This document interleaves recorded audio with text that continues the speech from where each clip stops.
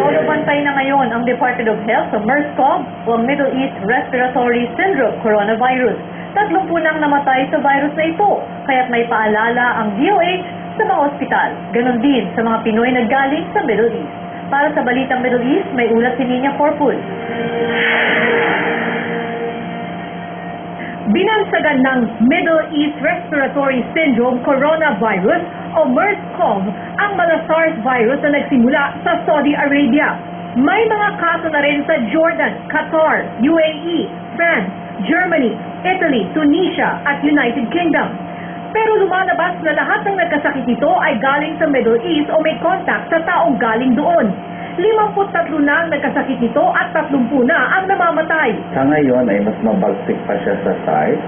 Kabilang sa mga sintomas nito ang lagnat, ubo, diarrhea, mabilis o hirap na paghinga at naisusugod ang pasyente sa ICU.